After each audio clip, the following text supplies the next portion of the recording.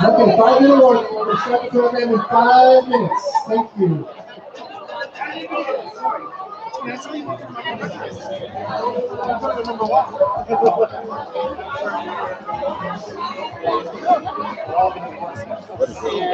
Right?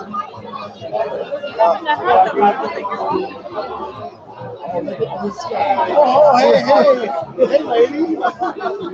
Your hand felt awfully big. Yeah, 5-minute warning. 5-minute warning. Good.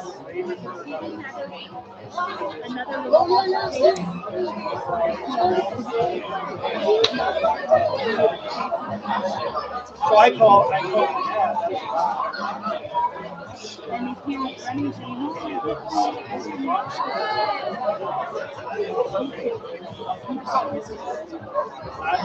I haven't seen it yet. Right. Yeah. I want to see you. That's probably called this. I need to see if we can have 6 hours. Yeah, I'll take it. I'll okay. All right, well, you're sure. Yeah. Oh, he's right here.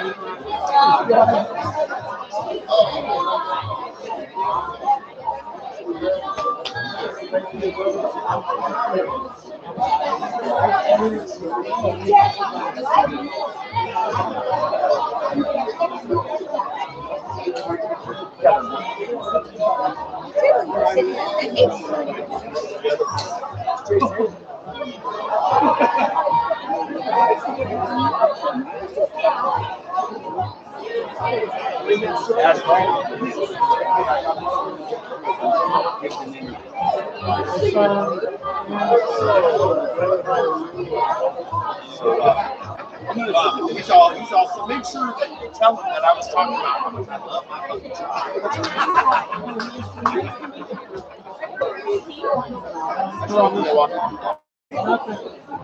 I'm trying to meet all the people I don't know. That's my dad. No, you don't have to do that. That's me. You don't know half the people in this room. How are you doing? You know, it took me a long time to see it as you. Oh, you did? She came and found me. Yeah.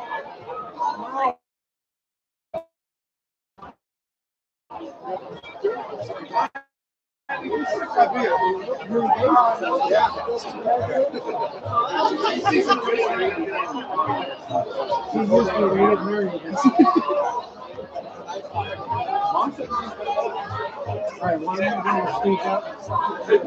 Tell me this a little bit.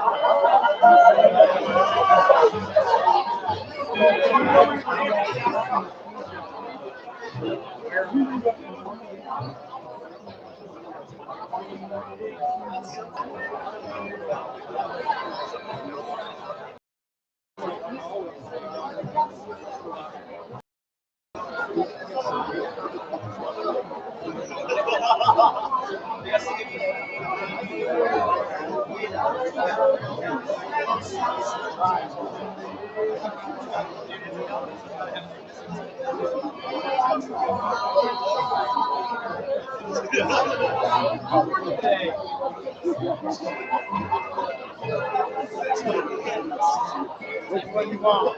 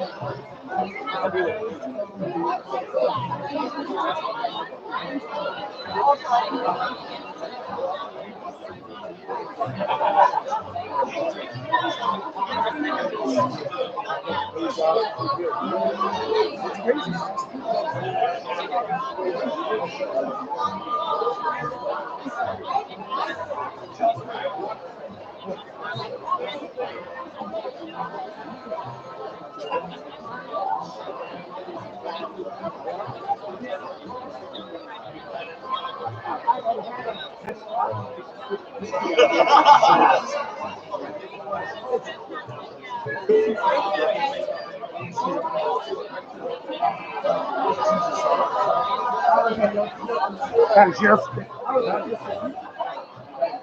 Where's all my stuff?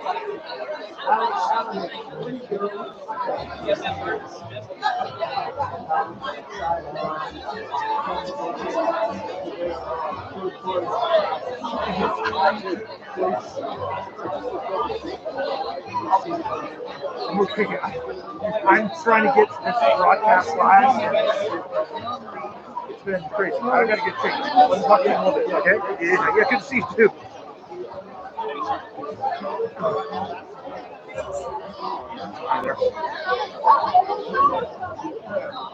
Trust me. Everything okay?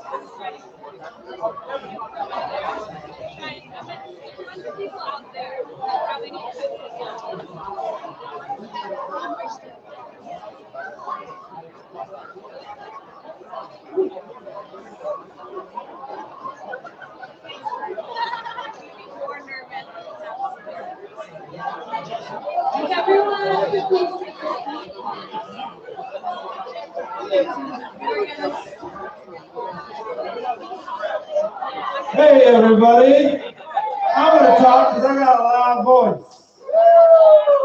I'm the youngest of Fred's songs. And hey, look, I got y'all to be quiet. Could y'all please take a seat? We're going to start the service real soon. Thank you. Yeah.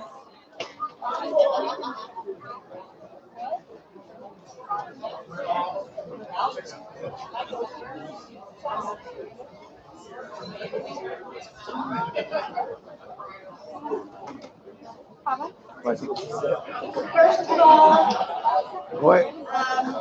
I want to thank all of you for coming. I am blown away by the faces that I see here today.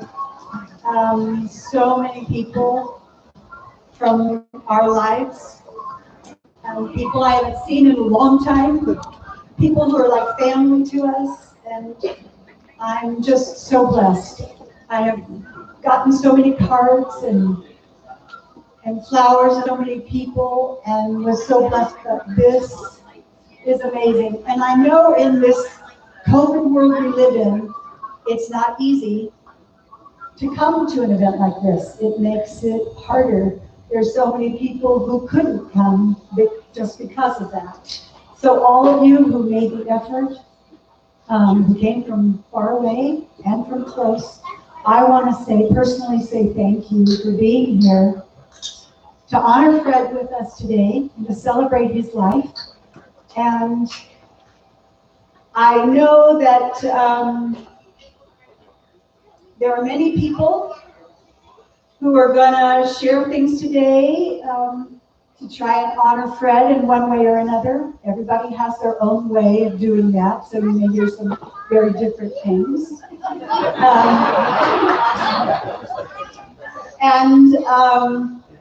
We are going to have a time in the middle of the service where we're going to have an open mic, where we would like for those of you who would like to come and share just what Fred meant to you, or a little story about Fred that you remember, or any little thing, because that's what we're here for, to celebrate his life.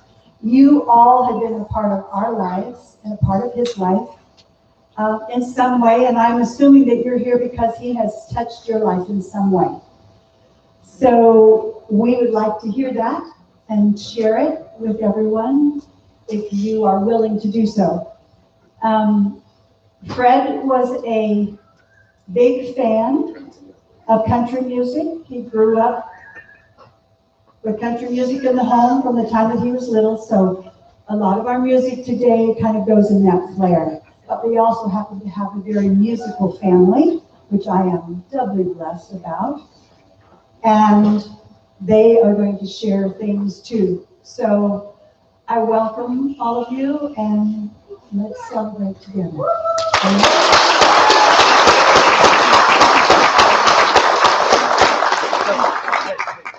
This is my granddaughter. My oldest granddaughter, Chelsea. And we twisted her arm BMC. Okay? So I can't wait. So lucky to be chosen for this. No, I am. What? Yeah. Great. Yeah. So my name's Chelsea. I am Anna and Pappy's eldest grandchild. And as she said, I'll be your MC for the night, for the day.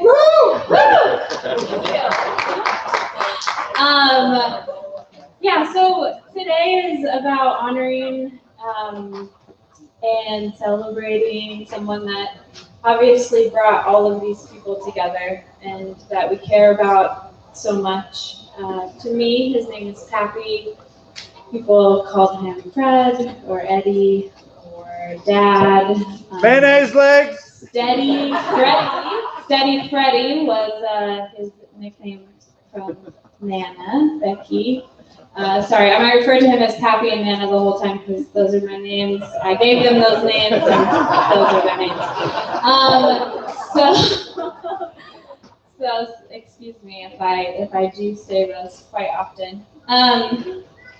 But a lot of you knew him in many different varieties. He was a son, he was a husband, he was a brother, he was a mentor, he was a teacher, he was a lover, he was just amazing. His life is big, and we're just here to celebrate how big his life was and how much we all love him so much.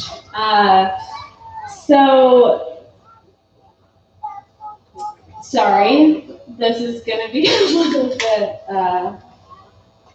I want to start things out with the last joke that he ever told me, because I think that this is supposed to be a celebration. It's supposed to be joyous. It's supposed to be fun. He would have wanted us to laugh loud so they could hear us up there, because if we're not laughing and being loud, he's not going to hear us. We don't have to the whole time. Even though, as my mom said, he has an emotional family, and he was emotional himself, and we do also want to honor that deep emotion that we have for him and that we care for him, but in the midst of that, we want to laugh. So I'm going to start out by just telling the last joke he ever told me. It was the day that he died, actually, and it was a hard day. He slept most of the day. He wasn't super there with everyone, in and out. And it had been his mission to get me a mule ride because he had recently learned of my new love of horses, because during the pandemic, I had gotten stuck in Costa Rica for a couple months and learned how much I loved horses. I lived on a horse ranch, and I was riding them. So I was telling him about it. He was like, "My friend will give you a mule ride." And I was like, "All right, I'm ready." And so the day that he died, Oliver and I went out and we rode these mules. It was a beautiful experience. And I came back and he was like just alert and ready. He was like, how was it? How was it? I'm like, "It's good." He's like, "Did you guys have fun horsing around?" And that was the last joke he ever told me. And I'm so grateful for that memory. So today's going to work a little bit like this. We're going to run through Happy's life, not run. No, we're not going to run through it, but we're going to go through it, and there's going to be a lot of sharing from people here in the audience, from his children, from anyone who would wish to speak. There's going to be some beautiful songs, and we're just going to share in this experience together, in this love together, while we're here, and just really celebrate the way he would want us to. And I know that Nana and all of her kids, my dad and my uncles, my aunts, are so grateful for everyone who came. It means a lot to them that you were able to come from so far and wide. All those who are also joining us virtually because of the times. It means to see all these faces that cared about their dad so much, that cared about my grandpa so much. And we're just super blessed and grateful for everyone who was able to make it and to be here today. A lot of faces I haven't seen in a long time. Probably don't even recognize me. I'm 28 now, so. So Jason, I kick it off with a song to just remind us of the space that we're in today. So without further ado, here's his family.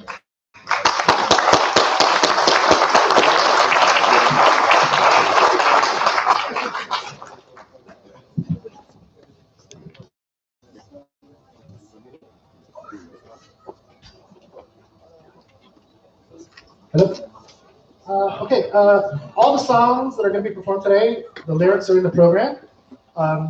In this song, there's a missing line towards the end, so just don't worry about that, because whoever typed it up messed up. But if you recognize any of the songs, or the chorus, or whatever, if you learn it as we go along, please sing along. This is supposed to be festive. So let's raise our voices so that they can hear us up in heaven, okay?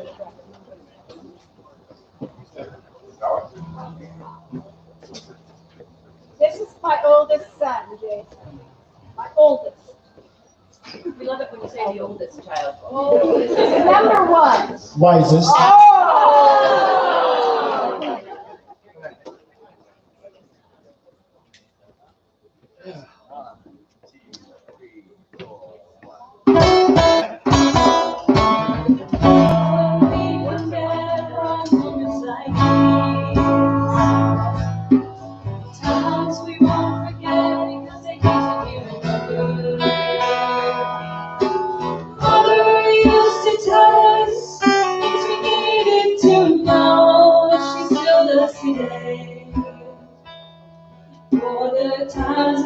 never did, I'll think I'll honor her today.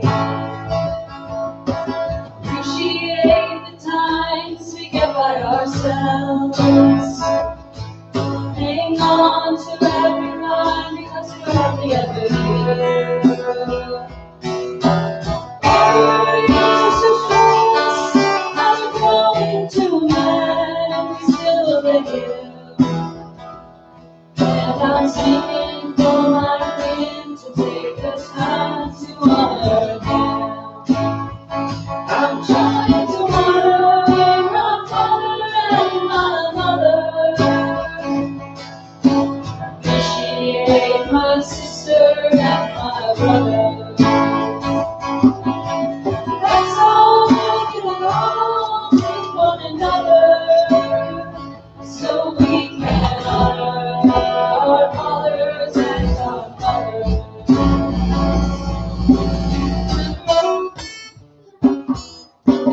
Remember my mistakes, too many to count. Facing all mistakes every day I get older. Try to do my best to change over now, but I'll always be working. It's time I have to thank for the life I'm living now. I do honor my father and my mother. Appreciate my sister and my brother.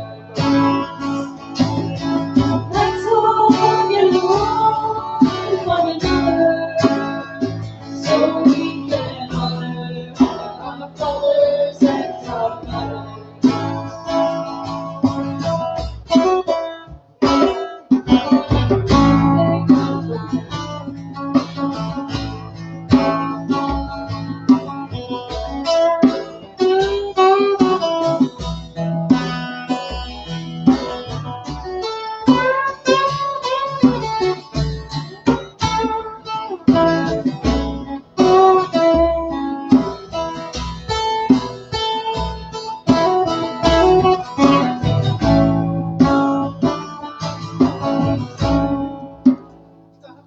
Pick ourselves. Inside, I take to my grave.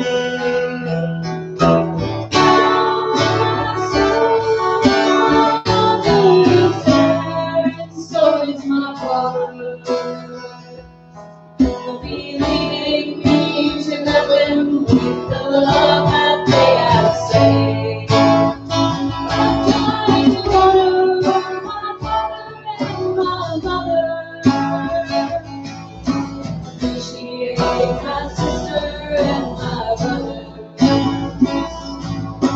Let's all get along with one another so we can honor our fathers and our mothers.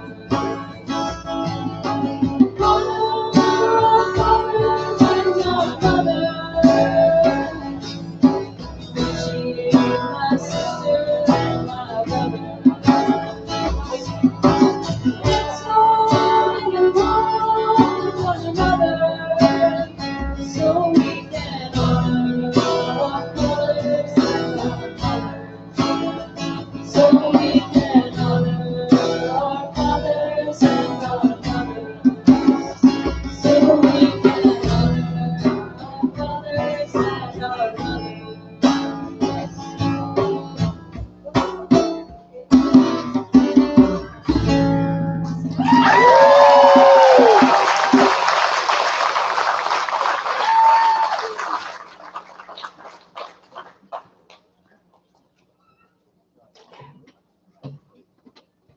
Sorry about the technical difficulties. I'm figuring it out. Somebody had to be the guinea pig. Wait, figure it out? Are you figuring it out? I like it. It's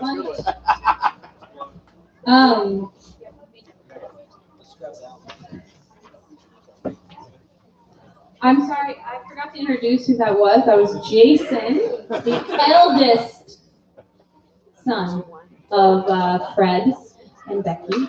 and his wife Lisa, and his daughter Alana, as well as Ryan, who is Mandy's husband and our uncle, and Oliver, who is my boyfriend.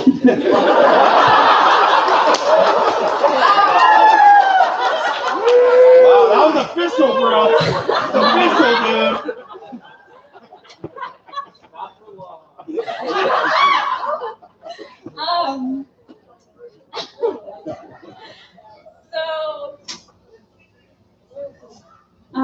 Pappy to me, Fred to many, Eddie as well, was born in Key West, Florida in 1948. His grandpa, who I will lovingly refer to as Pa, who was my Pa, was in the Navy, in the submarine service, and an electrician. Yes, electricians run in the family. His parents moved out to California at some time when he was a bit young, 7 or 8. They got divorced and he lived out in the desert for a while. And then him and Louise moved in with Pa when he was about 13. He met Nana for the first time when he was 13. She was 10. She likes to say it was not love at first sight. Pappy was just a little chubby boy with big black horn-rimmed glasses and a crew cut. And Nana was not really into that at the time. She was only 10, so it's okay. She didn't know at the time. And the first time that she ever met Pappy was when Pa came over. And he was going to fix them breakfast, and he brought fresh shrimp, which Nana hates fish. And he made them fresh shrimp and eggs, and none of the Bunch children ate anything that Pa had made for them. And he was like, "What? You guys don't like fish?" And they were like, "Oh, that's disgusting." So that was the first time that she ever met Pappy.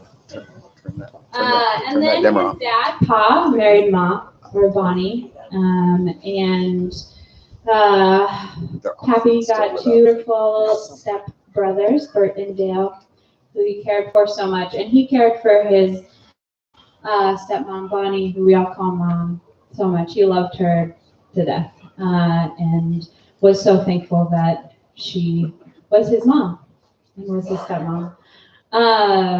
So without further ado, Dale, who couldn't be here with us today, who's in Texas and is watching this, sent in a letter that he wanted read to his brother who passed away. I have the letter. Wow, Ben.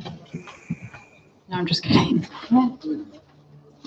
His other brother, Bert, died a few years ago. So, Yes. Louise is his sister.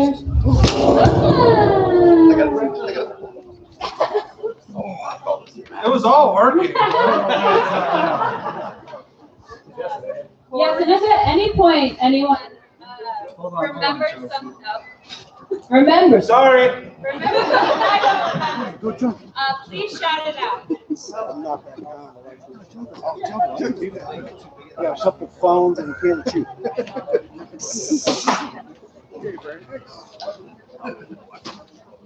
Turn them on.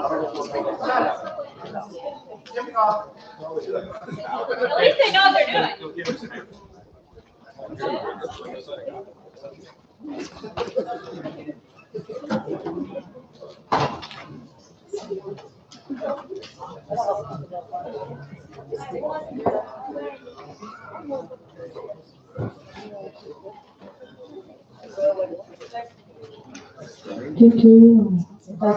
Great.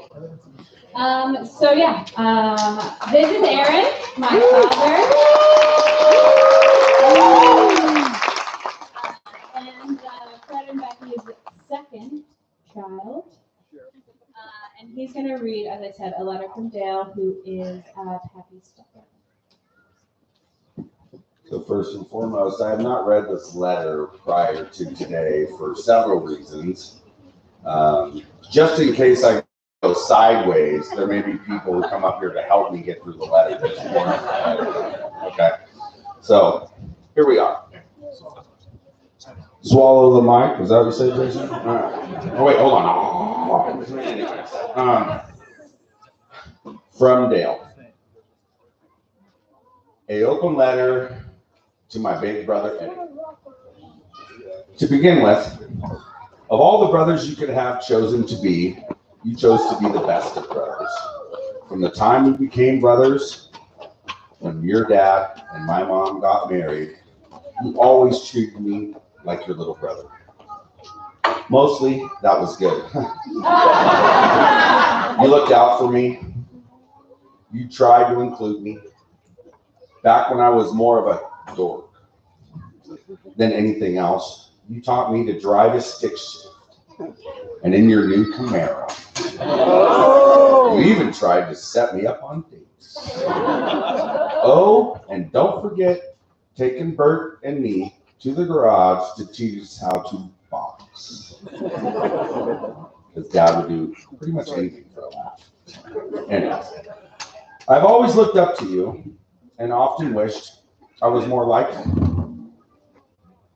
You have always had the ability to relate to people and make lifelong friends. I've always thought your big smile and your personality brought people into your life, but your true interest in caring about them is what kept them close. As I got older, I realized that your compass for others was the quality I admired the most. What? Compassion, not compass. Oh, compassion. Sorry. For others was the quality I admired most. See, we had to make it laugh. Otherwise, it wouldn't have been good. To me, it seemed you were always willing to help others and truly cared to make their lives better. I wish I had that quality.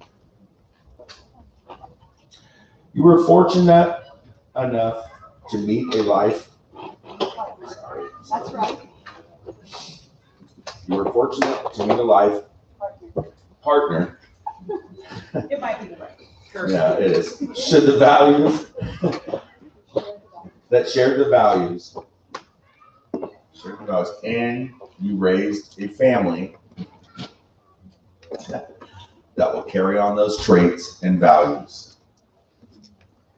What a great legacy for any. My view of life has always been that God gives you a life and expects you to live the best life possible. I personally don't think He interferes in that life. You make your choices and life happens. I believe at the end of that life, He is waiting. I know of no one who is more prepared for that day than me. Your faith in God, your willingness to share that faith with others, and having lived out that faith makes me sure that God is waiting for you with a smile. I, on the other hand, did not start out so well and still feel I need some time to make up for those things in my past. So if you could put in a good word for me, I would really appreciate it.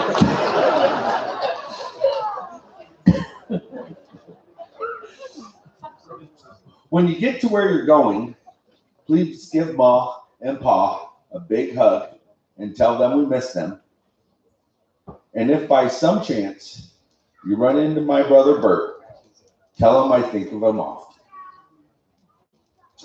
I love you, big brother, and I will miss you terribly. I hope one day we will meet again.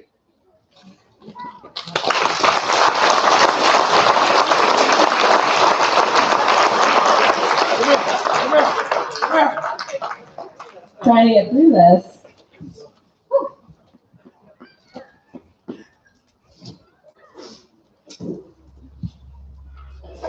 Thank you, Aaron. So Pappy was, or at least Anna said, he was an easygoing guy. He loved sports. He played a lot of sports when he was in high school, loved baseball. When they got set up on their first date by their parents, they were sitting in the living room or whatever that, and Ma or Grandma said, "Why don't you guys go see a movie?" And Pappy was kind of like, "You want to see a movie? I guess." And then was like, "No, I need to wash my hair." and get ready for school. They're like, no, come on, you could do it. And Becky's like, all right. Do you want to go to the movies? And he was like, "Let's play." And so they got on their iPhone and they looked at what was playing at the theater. I don't know what they did back then. And they decided to go to the movies. Yeah, and Nana can't remember what movie they saw, so must have been a good time. That was their first date.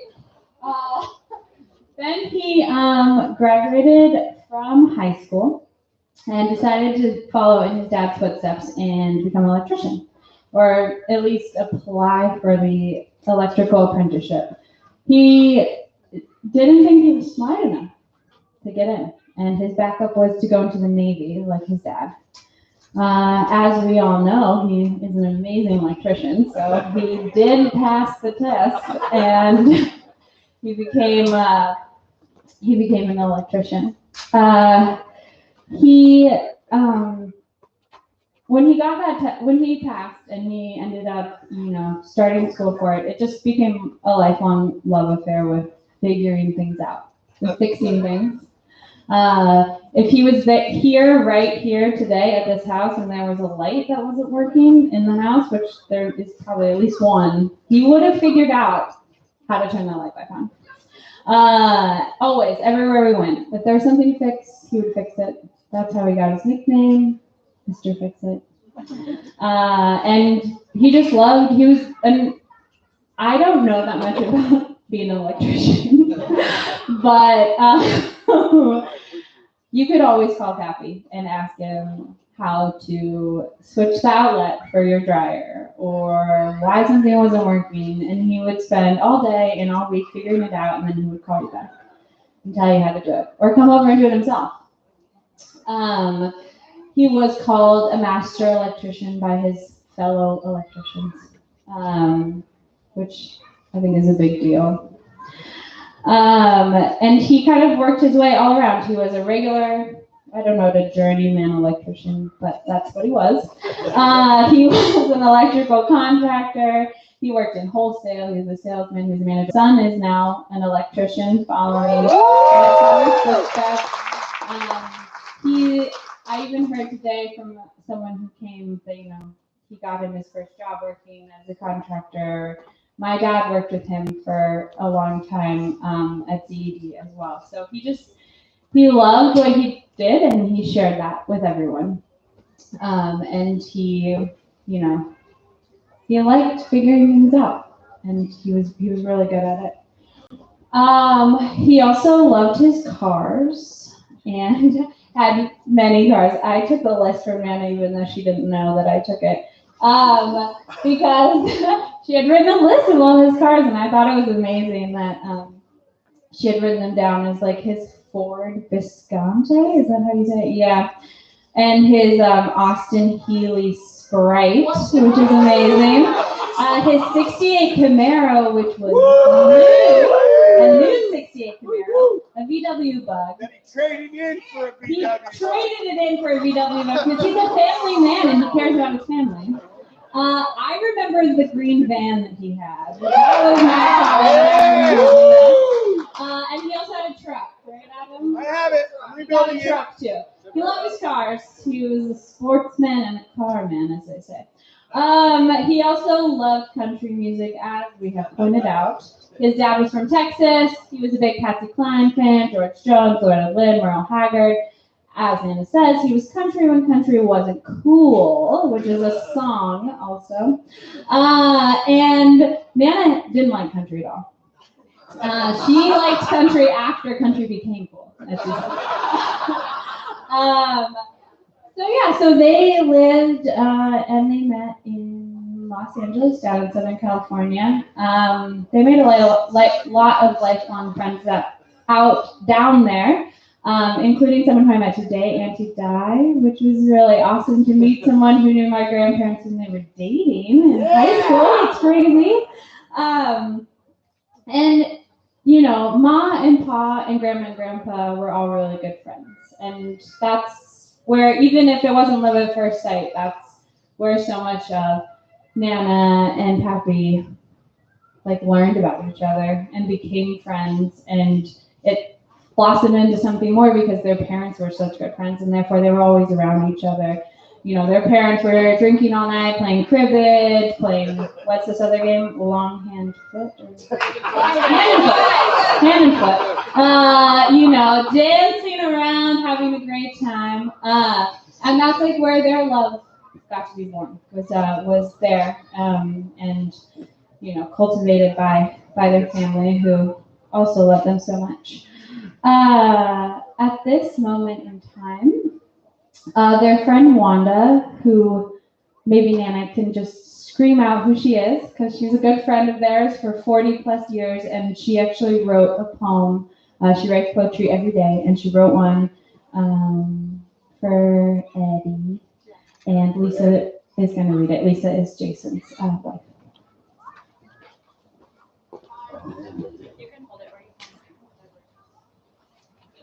So as Chelsea said, this is a poem written by Wanda Martins, who is one of those, I guess, Southern California friends over 40 years.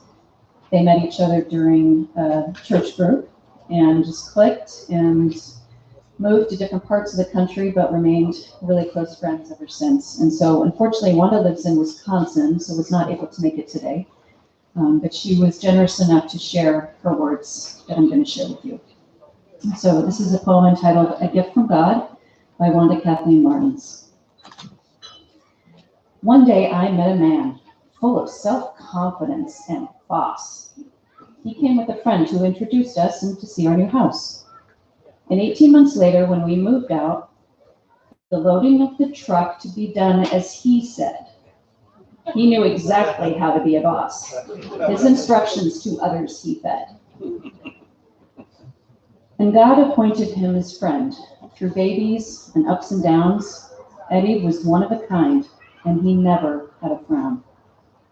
But oh man, could he heckle. He knew which buttons to push. His quick remarks came so easy, and my senses he'd ambush. But he met his match in me, and I would give it back. It seemed he delighted in opposition, and forever causing me to laugh.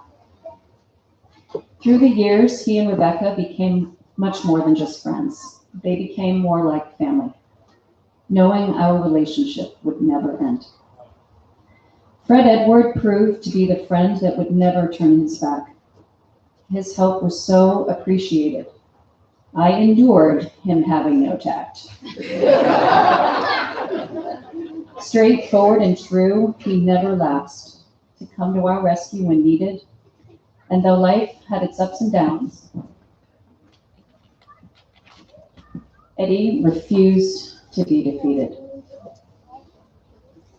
He and Rebecca meant the world to us. Eddie, straightforward and true, when he said he would help, what he said he would do. Woo! Woo! And oh, how he loved to tease and never gave up in defeat. Even when we would verbally spar, to be with him was such a treat.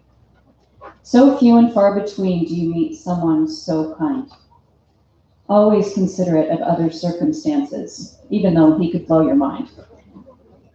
He loved to heckle as his eyes gleamed, and I laugh as I think of it now. Sometimes I wanted to tear my hair out, but his mischievousness was always a wow. Husband and I enjoyed his company, the gleam in his eyes contagious. The Eddie we knew was so precious, regardless that he was so outrageous. A born prankster and was always ready to bring a smile to our demeanor, he never failed to do just that. He gave such delight for being a schemer. And oh, how we miss him. Though we know we will see him again, just knowing he's gone leaves a void, because he was the dearest friend. Wherever he went, joy was in his wake, and the twinkle in his eyes mischievous. And in my heart, as a forever friend, he will always be famous. One who will not be forgotten. How blessed to call him a friend. Eddie will live in memory and heart, and we're so thankful memories won't end. Though our loss is sorrowful,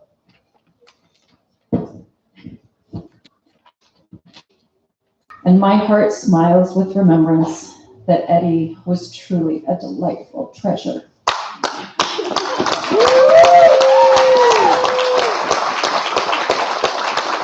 Thank you, Lisa, so much for that. And thank you, Wanda, for writing that poem.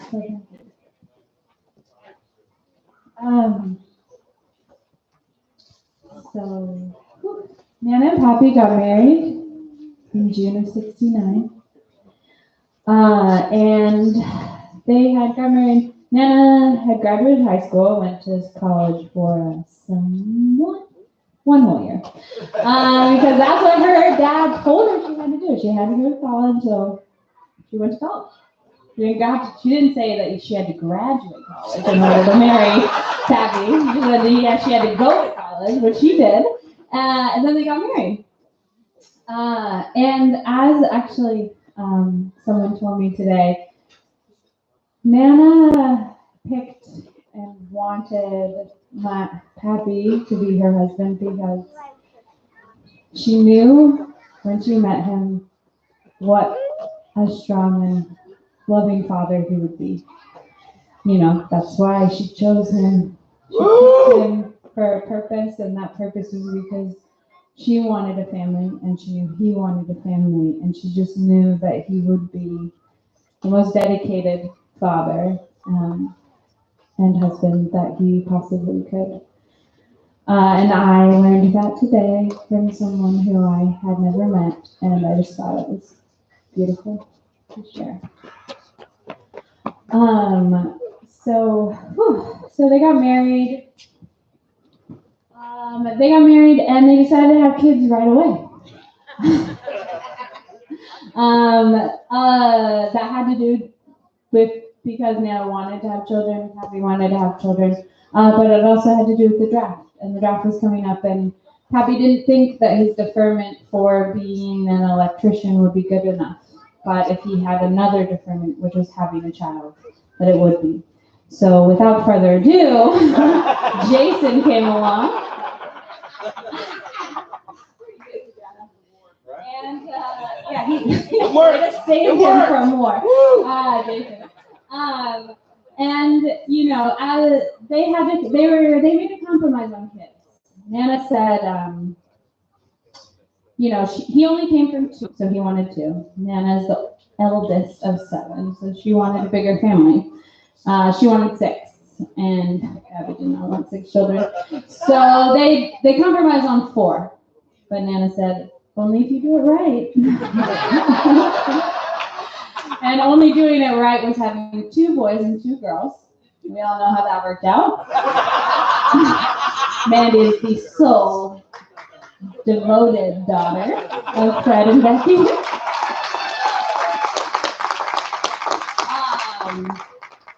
So that's all I have to say about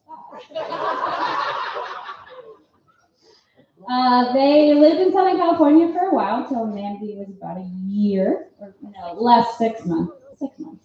And then they moved to Placerville in 1977. In 1991, they moved to the Hill. to the Ridge, to Thorson Drive, where a lot of the people here today probably really, yeah, 81, that's why I said 1981. Said 91, sorry, 81, my bad.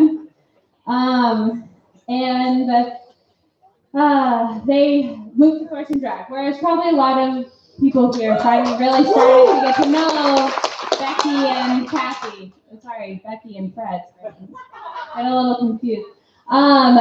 And he built Thorson Drive mostly all by himself. He'd work all day and come home and finish the house at night with the help of his very strapping young sons and mom. And Rich and Tom and some friends that they had met at the church. They were so excited to be welcomed into this community. And you know, some of the people sitting here today are the first people that they met at church, and they have become so much more than friends. They are their other family, people that I consider other grandparents, that their children consider other fathers and mothers. And that all started because they moved to Pleasant Valley, not Placerville. But close enough, sorry. I know that. You know, they built their family on that hill. They built their community there. They built their life there. Pappy was a volunteer firefighter for 25 years. He served as the chaplain for the firefighters department. We have some sons of his wearing his badges today to honor that. He tried even to become part of the sheriff's department, but their budget cut, so he was fired pretty soon after he started. He was on the school board, and his teachers and friends often called both Nan and Pappy pillars of the community that they served. They met the Celios and the Pearsons, who I was referring to earlier, just lifelong friends of theirs, people that lived with them, that they have lived with, that their children have lived with, that have just been so incredibly important to all of us. One of their sons is my godfather. It's all family here. So what we're going to do, as Nana said, there's going to be a little bit of an open mic. If you want to say anything about Fred, Pappy, Eddie, Dad, Million, whatever name that you call him, whatever story you want to tell, good or bad, mostly good. Okay, this is a celebration. This is the time that we invite everyone to do that. And we have a really special friend and family and brother to kick it off, which is Rich Pearson. He's going to speak.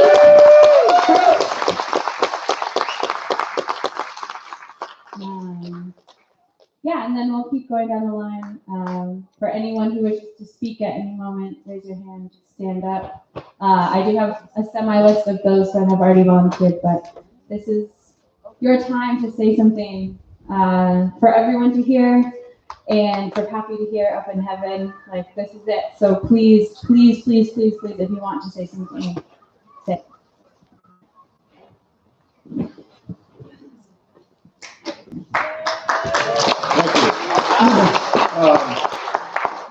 Like has been mentioned, we've known Fred and Becky for a long time. I think it's around 47 years or something like that. So Fred was a a lot of you guys out here and gals have friends. You can say that person, whether it was a friend of mine, but not like Fred was.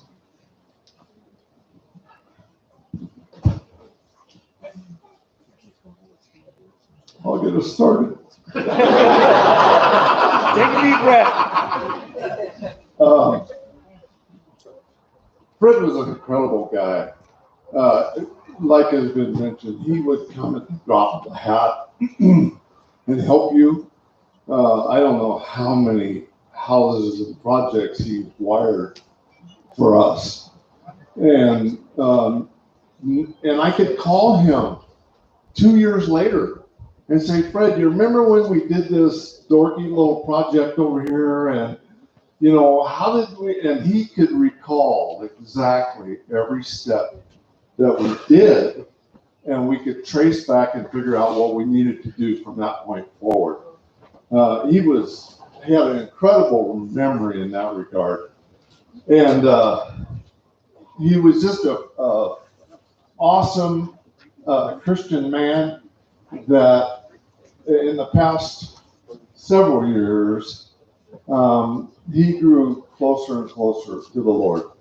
And he would send Tom and I a little text with the scripture on it, or a word for the day, or something like that, just to try to encourage us.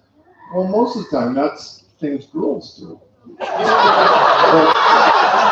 But it's already been said, and he was an emotional guy. So I would go, okay, Fred. Come on, Fred. Anyway. And I would, you have to be polite, and I'd call him and I'd say, because I don't text very well. And so I would call him and say, Fred, that was really nice, but don't do that again. Certain things. Anyway, but Fred was just he was more than what you call a friend. He was more than what you call a brother. He was so close.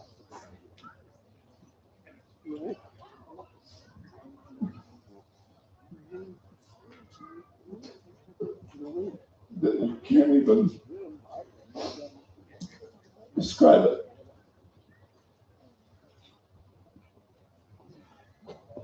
He's going to be. And I think Fred knew that. And that's what came through him to all of us. All of you have been touched by Fred. And that means all of you have been touched by the Lord in one way or another, because that was the Lord working through Fred's life.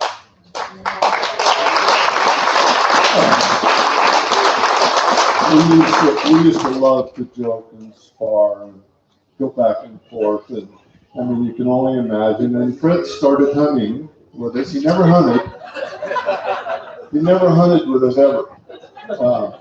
But he would go because he liked the companionship, what you build on a hunting trip. And a hunting trip is only something that guys that hunt and fish know what that means. And there's a whole lot of stuff that goes in between breakfast and dinner. And so we would just have a blast for the 10 or 12 or 14 days we were gone, and build on that relationship. And it did the last, he went with us 2 years ago, but before that we had been in Montana. And the morning we left, now we tent camped, and the morning we left it was 15 below. And it was just incredible. You get a lot of dialogue out of 15 below. Like, you sorry person that would bring me here and tell me that this is fun. But on that trip, this is how smart and sharp Fred was. On that trip, Tom and I came rolling in. It was dark. And he and Dick Clanton, who Dick's here somewhere, Dick Clanton, they were in charge of making dinner. So we were going to have barbecued T-bones. And but as soon as we got there, they said, we were having a heck of a time with this Weber kettle. We don't know what they have it sitting on a picnic table without the legs. And so we kind of looked at that, and Tom said, well, because when we travel, we take the lid and turn it over for space. And so Tom said, well, it would work better if you didn't have the briquettes in the lid. And Dick is here. Dick's going to take the brunt of this, so find him. I don't know where he's at, but find him. Those are the sorts of things that take place, you know, and it just goes, you know, way south from there. But one of the, in the last little bit that Fred was with us, and he went way too quick. Amen. I have projects for him to do.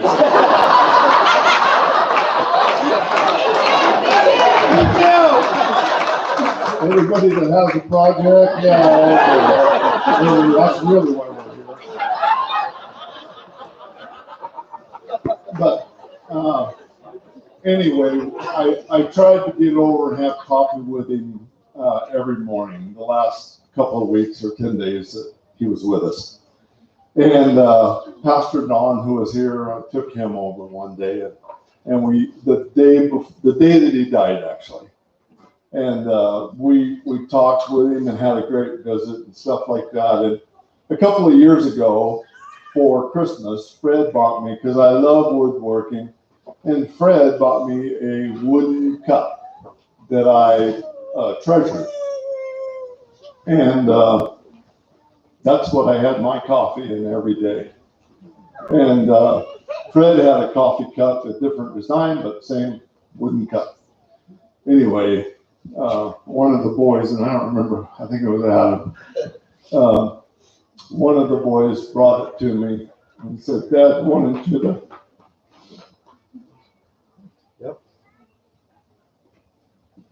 have this cup. So I've got this cup, and I was struggling, kind of like now. A week or so later, a few days later, and it was perfect. He had put a tiny little note in that cup. And it said, be strong. Of it. At a time where I needed him to tell me to be strong. So he's saying the same thing to all of us. Because we all miss him. Yep. So reach into that cup and take that little note out and know that it just says, be strong. And we've had a great life with the Moores and all the people that ventured onto that hill. And I know I've taken more time than I should have, but with the kids. You said more time? You said more time, didn't you?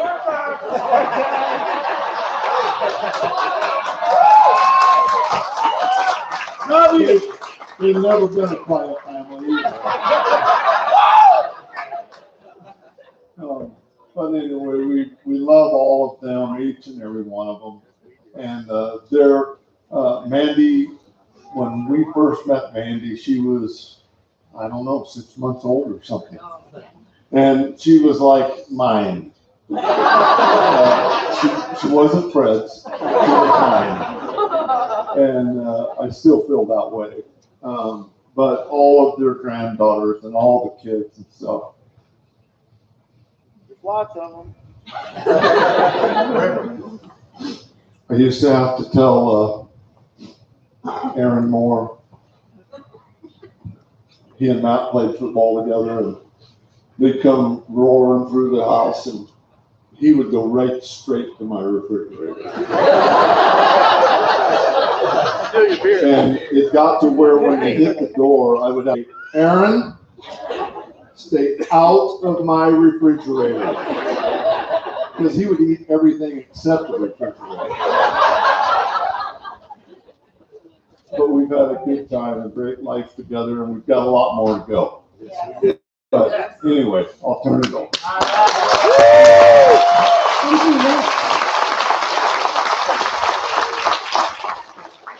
Tom, you're up, cowboy.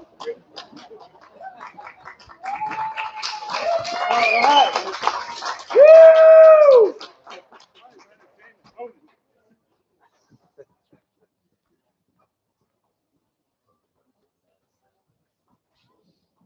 Well, I'm not near as funny as Rich. It's funnier looking. Just like Rich said, they just never stop. We've known the Moores for 40 plus years. We knew I don't know how many of their kids, I watched Fred change their diapers. Because when the women got together, the guys had to watch the kids. And I think that's a tradition that you guys ought to keep up. Every man needs to know how to change a diaper on his own kid. Now, unlike the Rich, I made some notes, so I just didn't drag on for hours. Those of you that know us, we rag on each other quite a bit. It's kind of a tradition that our hunting crew has adopted over the years. And Fred fit right in, even though he was not a hunter. He was part of the team.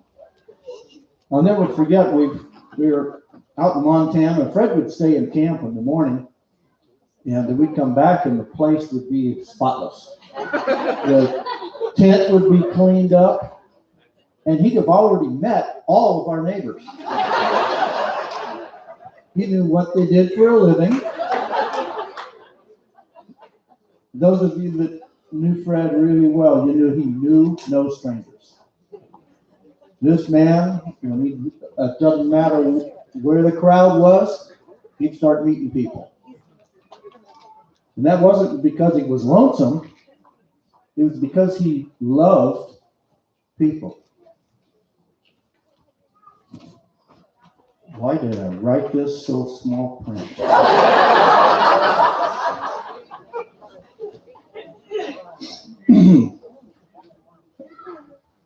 I'm going to repeat a couple of things Rich said because I think he stole them off my notes. Fred was one of the finest men I've ever known. Fred Moore was a man of his word. And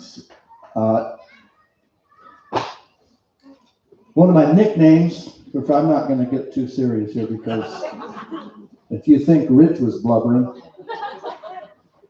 one of my nicknames for Fred was Ready Freddy.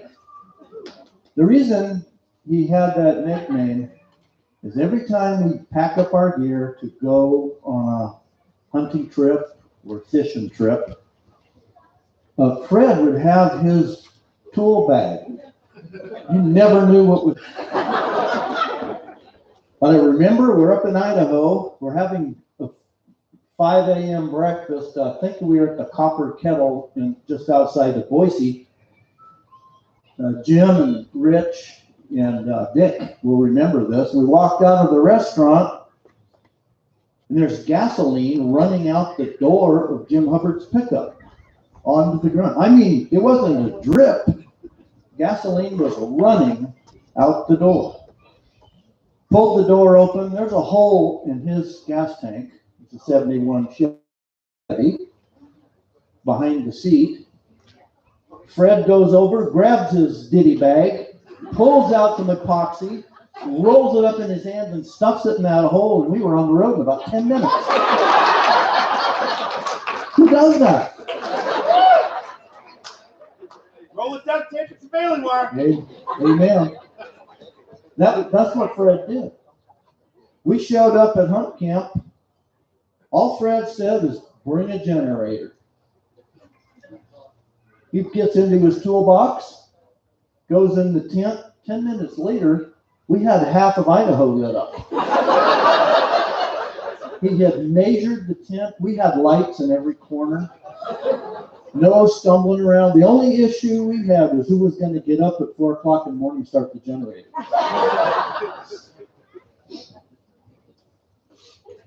That was one of many. I'm going to get away from the stories now. I was sitting at home a few days ago saying, what am I going to say? Because I miss Fred. Every morning when I have coffee, I see his face. We had a lot of coffees together. I thought to myself, what would Fred want me to say to his family and his friends? Just like Rich said, Fred got closer and closer to Jesus with every year that went by. The most important thing to him was that he wanted his children to all love the Lord and trust in him. There's a scripture that says, "For God so loved the world that he gave his only begotten Son, that whosoever believes in him shall not perish, but have everlasting life." That's what he wants. He wants everyone, the person under this tent, to reach out. And I would suggest to you, don't wait. We don't know what tomorrow brings,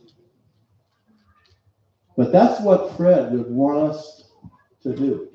He wants that for his children, his grandchildren. I'll tell you what, there's nobody that loved his family more than Fred Moore.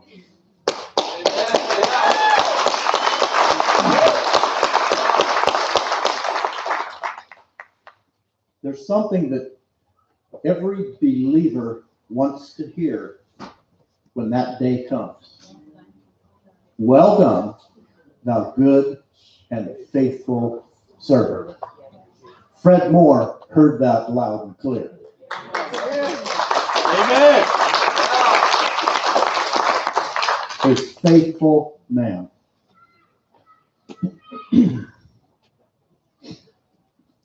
Almost done. One more thing. It even says one more thing right there.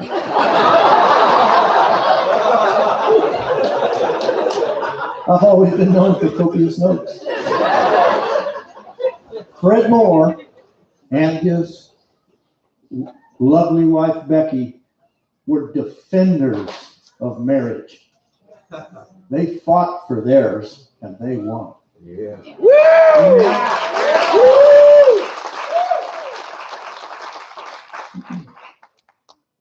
And I believe if Fred was standing here today, he would say something.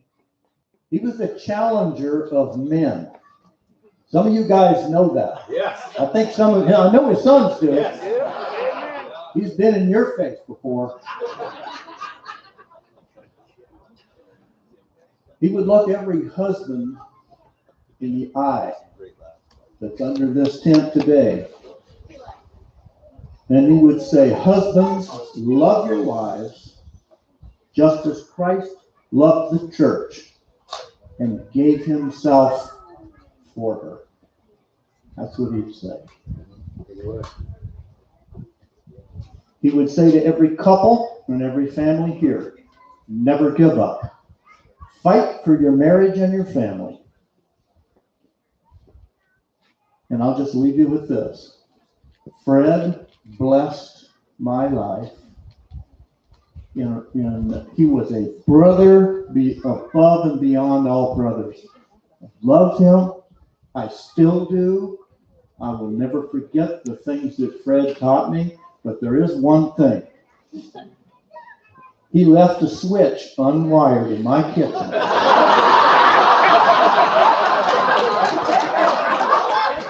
Adam, it's up to you. Thank you very much.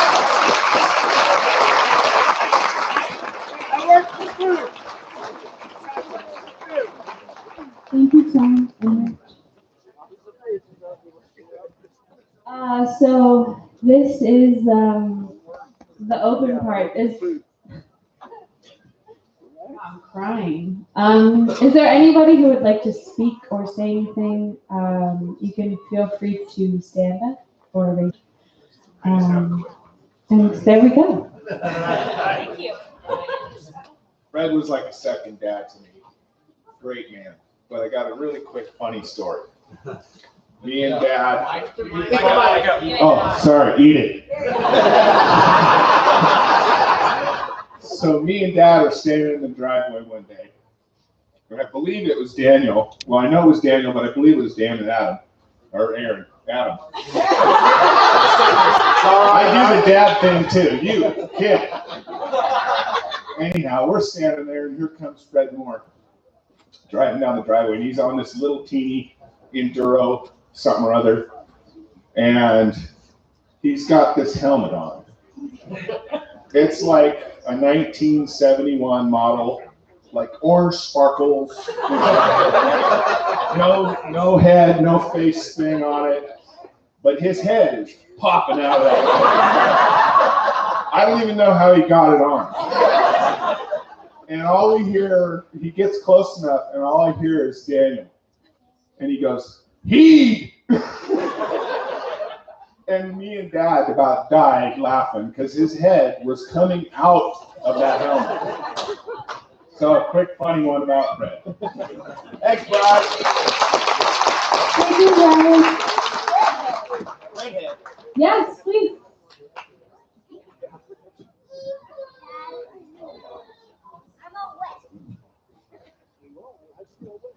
How's it going, everybody? So there's an old saying that says to be kind, because every person is going through a battle that you will never know. And Fred was a man of conviction and held people accountable. As a young man, I didn't know these things when he was very strict with me. As a very kind to go down, he was there for me and actually helped me. He told me things that will last with me forever. And he also told me on his deathbed that even though we were passing ships, that he was always proud of the man that I was becoming. It's gonna be one.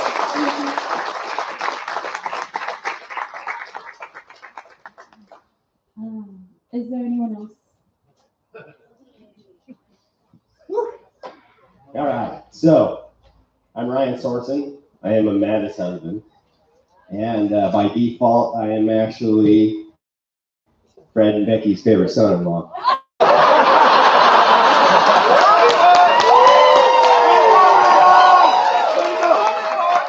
It's really tough, you know. I'm doing my best. So what I want to talk about is in-laws. And everybody here probably has an in-law, right? So I'm going to tell this old joke. My wife's heard it a million times, I'm sure. But what's the difference between outlaws and in-laws? Outlaws are wanted. But you wouldn't believe it, I got the best in-laws. And when I first met Amanda, she said that I was like all of her brothers wrapped up into one person. I got Jason here. We love politics. We love Charles Mingus and Dr. Hunter S. Thompson. Aaron and I, we love Lord of the Rings and Harry Potter and the Rastaman vibration. Yeah. I got freaking Adam over there. And we both walked down the rocky road with maybe some red and blues behind us in our rearview mirror. But eventually we get on the right path, you know, we just stick on that path. It's all within Ben, you know, he's the rock and roller, the dreamer, the musician, and I was just kind of all these guys mixed into one. And I met my wife, Amanda, and we were in this weird place, it's both changing our lives. And I remember the first time that I went to their house, it was over, we were going to go see Ben play in Placerville. And we went to Fred and Becky's. And we all sat down, and I got the new boyfriend talk, you know. They were quizzing me about a bunch of stuff. You know, where'd you do at school? Blah, blah, blah. Asked me, and then they asked me this one question, and they said, what's your faith? And I answered correctly. I said, well, I'm just a sinner saved by grace. Bam! Really? Right? And then Fred just got looked at me and he walks up to me and goes, Ryan, so are you a boob or butt guy? I was like, and Amanda's like, bull! Who's bull? And I was like, really? The answer's big. I'm big. But anyway, I had Fred. It was an amazing time because I live in Utah, but we have my company has an office in Elk Grove. So I would travel to Elk Grove quite a bit and work in California and stuff like that. And I'd always go and stay with Fred and Becky. Becky'd be gone sometimes, and I actually enjoyed my in-law, my father-in-law. I just loved spending time with him. So we had a lot of funny stories. The time when we went to Disneyland, he was there for when I proposed to my wife. And there's just something about like having Fred as your father-in-law. I passed the test. Like everybody's talking about how like, he did all of this and all of that. And it's just like, I'd already graduated from college, so I was good there. I was a man of Christ, and so he was impressed with that. But I talked to Adam and Aaron in the past, and they're like, oh, he was a hard ass, dude. And I'm just like, no, dude, he's totally cool. But it's because I learned the hard way, and I did. I walked that road where I messed up so many times. But I just want to say, that I got the best in-laws in the world. I got the best family. I say it all the time. And Fred always used to tell me, he said, take care of my girls when we leave. And Becky, I got to take care of you too. So all I can say is I am so happy and so blessed that somehow I'm the fifth more son. And I thank you so much for that. Love you. Thank you very much. Fred. I love you. You're my boy, Fred. You're my boy. Thank you, Ryan. Anyone else? Oh, well, Barb's gonna go first. Oh, that was a battle. This might be long enough. Well, there's one story that Eddie didn't tell you about. Because when after I graduated from college and was working at my dad's office, Becky's sister, Eddie's sister, and he would fly in every week to the Orange County Airport, and somebody had to go pick him up. So I told Mom, I'll go pick him up. And I went to the airport, and when he got in, I said, this is going to cost you. He says, what? I go, you got to buy me a drink at this Western bar I've been driving by for a long time. So he says, oh, yeah, I'll do that. And we stopped at this place, and it's probably 4 or 5 in the afternoon, and it is full of cowboys and cowgirls, of course. And we sat down, we're having a drink, and they're doing that where you dance around in a circle. Texas two-step, I think it is. And we're watching them, and we're going, okay, fast, fast, slow, slow. Yeah, that was pretty easy. So Eddie goes, we can do this. Sure, Eddie? Becky tells me you got 2 left feet. Nah, this is easy. So we get out there, and of course the woman's dancing backwards. And we're going around in the circle, and he must have gotten bored. Because he says, I've got an idea. Just follow my lead. So he stops, and he sticks his foot out to the side. Well, of course, the people behind us have to pass us. And down they went. This whole girl on the bottom and her date on the top. And this cowboy was really pissed off. And he gets up, and he's got this fist, and he's ready to hit Eddie, but he was quite a bit smaller than Eddie. And Eddie, being the peacemaker he is, he's like, oh, I'm so sorry, I'm so sorry. You know, that wasn't intentional. And when you really looked at it from anybody else's perspective, it looks like he just stopped and intentionally kicked those people. So we thought there was going to be a bar fight, but he got off the dance floor without a punch thrown. Thank you, Eddie, for that. Thanks, Bob! Love you! This is my mom.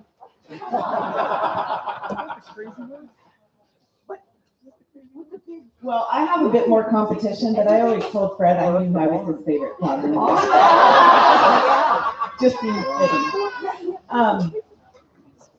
And I'm just going to remind you all, Chelsea gave me fair warning because the kids are coming up pretty soon, and Fred was an emotional man. I came from a family that apparently, till a few years back, I learned, didn't hug a lot. I didn't realize that I had an issue about it, even though, and as all of you know, if you have known Fred, you know a man who hugs. And you know it's like the greatest feeling you could possibly get in any day, at any time, was to have Fred Moore hug you. And for the first, how long have we been married? 26 years. So for about the first 24, when Fred would come to visit, and he'd come into the kitchen where I usually was, and he'd go to give me a big old hug, and I would just freeze up like chocolate. And yet it was so amazing, and if he hadn't done it, I'd have been completely disappointed. And literally, my family pointed this out to me a few years back, that apparently I wasn't a big hugger. You wouldn't know it now, though, because I knew Fred Moore. But he was amazing in other ways. Fred also, I swear, knew everything about everything. And by the way, it's really hard for me to call him Fred, because he was Pappy to me. But he's Pappy to my kids. And names are really important. And I've always called them Nana and Pappy, not Fred and Becky, not Mom and Dad, but those are like special names that our daughter gave them, that our son carried on, that all of the grandkids have carried on. But Pappy always knew best. And when our daughter was young, she had a little incident on a swing. You remember he was volunteer fireman, right? Paramedic. So I called up Pappy and said, I think my 18-month-old daughter might have broken her leg. And he said, kids are made of rubber. She didn't break her leg. Have her stand on it. And so I did, like a good first parent. And she cried. Worst part was, next day I was on a plane to a tournament with a group of girls that I was coaching, and my mom took her to the hospital. Felt like a really good parent when I got off that flight to find out she had a hot pink cast on her leg because she had spiral fractured the thing. And I called up Fred and said, really? I thought you knew everything because you always said you did. I always told you what you needed to know and what you didn't need to know. And he could tell you, he could make a story out of anything, and it could go on forever and ever and ever and ever. And yet you just love to hear Fred talk, and you love to hear him tell stories. Does that mean it's dinner time?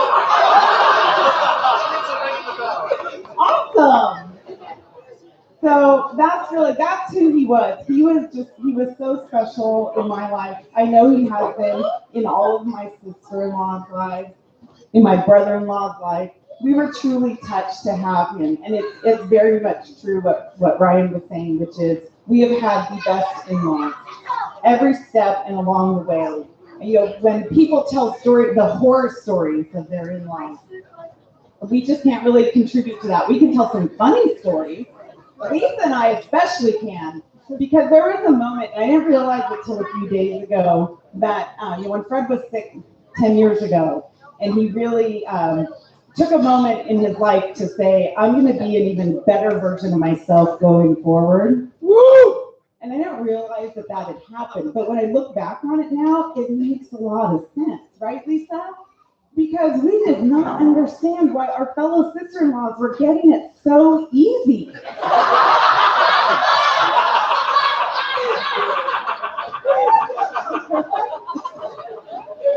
Sorry. We thought it was because we had really, toughened up, and loosened, Nan and Pappy up, and that was it. And no, it's because, of course, Pappy found God even more than he had known him before, not because of what we had done. So, but it was really, truly, he was just a very special man. He touched my life in so many ways. He's touched all of your lives in so many ways. And I don't think there is anything more that any one of us can do than just to kind of take solace in being better versions of ourselves for him and carrying that on. And for all of his children who all combined and together, they make up just the sense of Pappy, of Fred, of Eddie. They're all a complete reflection of him. And that's why it's just so loved. That's why all of us have come here today to just be a part of this, because truly he was an amazing man, and he carried that on and he passed that on to all of you, in each and every one of you. And I see it all of the time. He was the only person who could send me scripture every day and I wasn't offended by it. I looked forward to it. I have missed it. And yet I have found that my brother-in-law Adam can send that to me, and I get still that same feeling. His love of life carries on in all of you, each and every one. And truly, for those of us who got invited in, and in my case, I was actually invited in before my husband invited me in. True story. Pappy invited me to go camping. And for some of you in the back, you might recall, because you probably stayed behind for the party that he threw. So I spent the weekend camping with the family, without Aaron.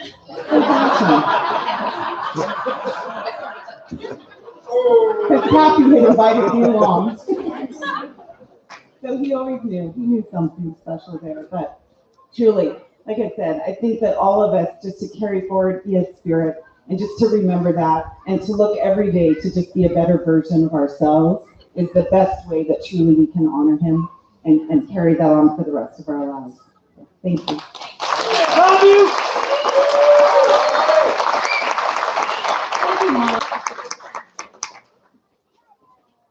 Anybody else? I know that there are a couple people. Larry wants to read something. That's Larry Cantwell. Right. When I came in here today. Eat the mic. Eat the mic. Eat the mic. Yeah, there we go. When I came in today, I gave Becky a hug. And she asked me to read a card that I sent personally to her about a month ago. And she said if I didn't read it, she would. So this is the card that I sent. Okay. Becky, it was 3 a.m. yesterday when I awoke to find myself thinking of Fred. And the story goes like this. Rush Limbaugh was known as the mayor of Realville. Fred Moore was a resident on Main Street. Woo! Neighbors and friends on Main Street knew Fred as a kind soul with a generous heart.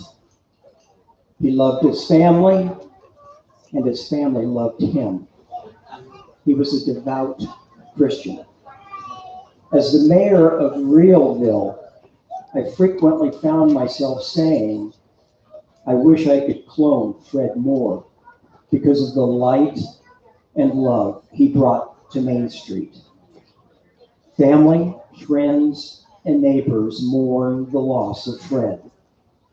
We will cherish the memories and bid you farewell, faithful servant.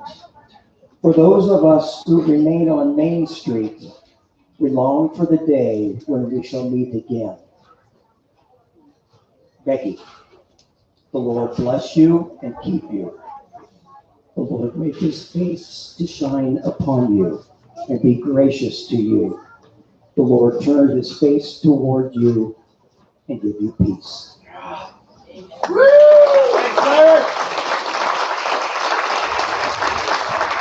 you so much. Auntie Dad, you want to say something?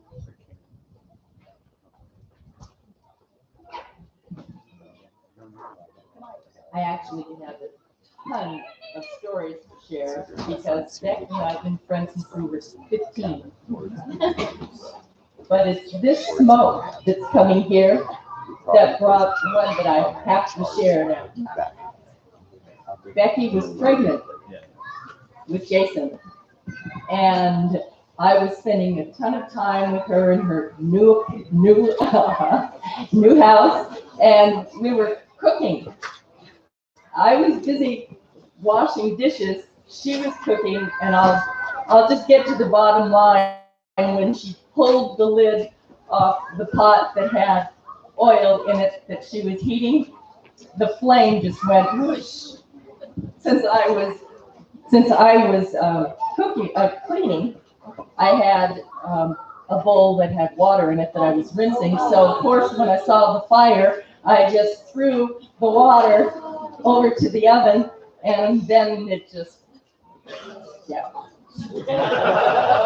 So there was fire going there, and we're trying to get the fire off, and the whole time that Becky and I were both crying, it wasn't because we were afraid of the house burning down. We both kept saying, "What's Eddie gonna say?"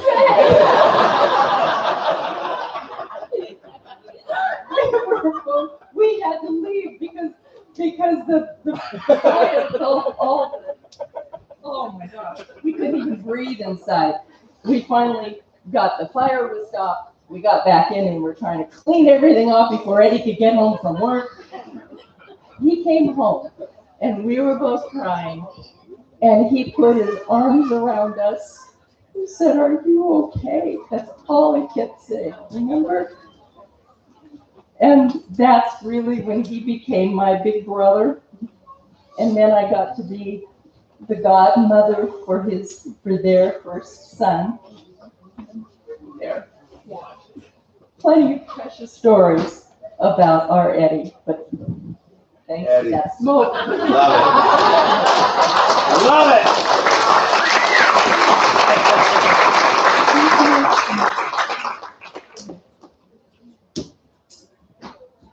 Bobby. Oh, Bob! Hi, I'm Bobby.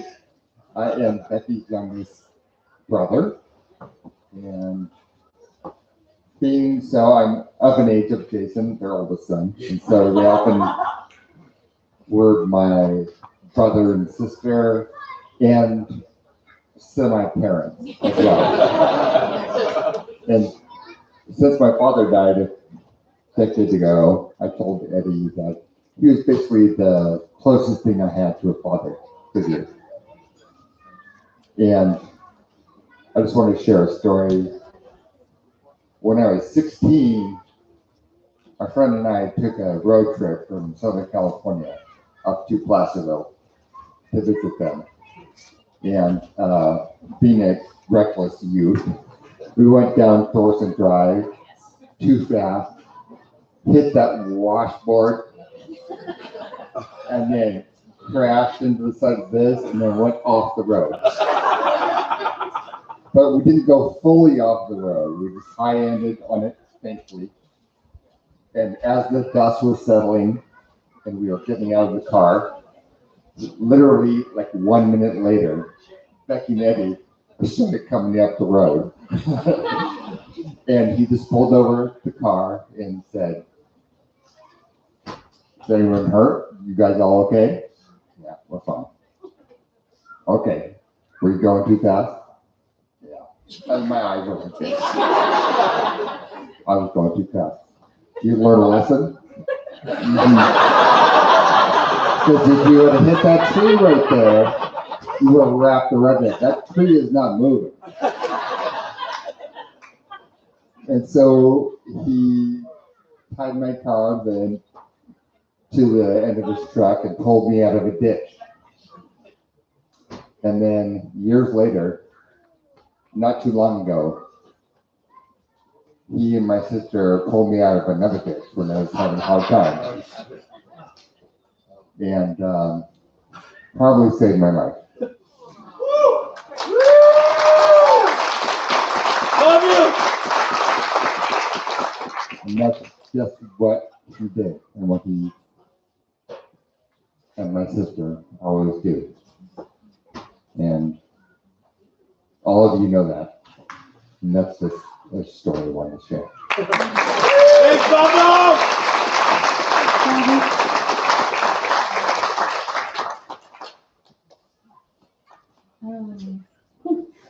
Is there anyone else? This is the free forum who would like to speak before I introduce. George. George. I hope you can hear me. I'm one of these speak through my throat people.